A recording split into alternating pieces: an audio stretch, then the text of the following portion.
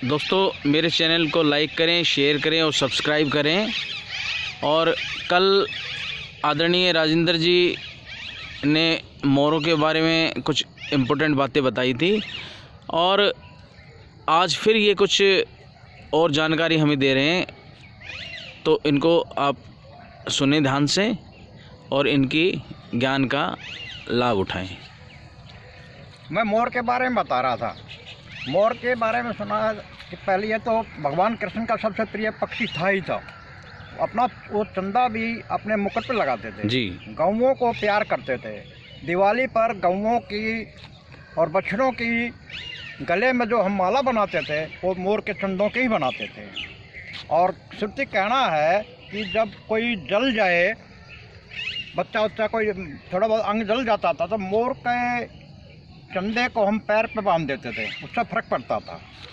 और मोर जो है ना, जब इकट्ठे होते थे और एकदम अगर ये अपनी प्याऊँ प्याऊँ बोलते थे तो हम अंदाज़ा लगा लेते थे कि ये बारिश होने वाली है। इसका यही फायदा था जी। और मोर जाति जो है ना, है तो दुर्लभ, अब दुर्लभ होती जा रही है, बना दी। इसके मरने के कारण ज़्यादा देख तो किसान जो है ना खेतों में रहने लग गए। जहाँ खेतों में कोई रहने लग जाएगा, अगर उसने चूल्हा वहाँ बना लिया तो ये स्वाभाविक है वहाँ कुत्ता जरूर आएगा जी। वफादार होता है, मनुष्य के पास ही रहता है। अब यहाँ 10-15 कुत्ते हैं, हो सकता है उन्होंने भी इस क्षेत्र के मोरों को मार दिया हो जी। कह नहीं सकते, लेकिन हो सकता है।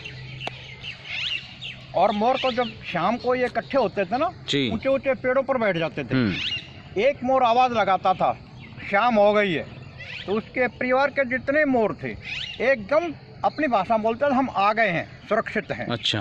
और फिर गांव के चारों तरफ के मोर एकदम बोलते थे जी। बड़े अच्छी सुहानी मधुर आवाज़ होती थी, सुनने में बहुत आनंद आता था। इनकी पीऊ पीऊ पीऊ की जो आवाज़ होती थी बहुत ही प्यारी थी।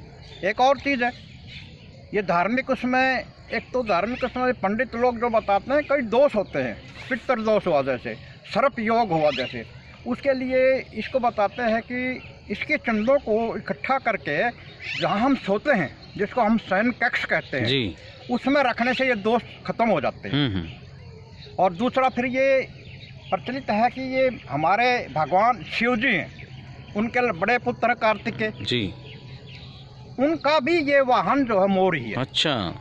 जैसे गणेश जी का मूषक है जी जी, ऐसे ही कार्तिकेय का जो है वाहन जो है मोर ही है, इसलिए भी ये पूजनीय है। बहुत अच्छे। और हमारे यहाँ तो इसको राष्ट्रीय पक्षी घोषित कर ही रखा है सरकार ने जी जी।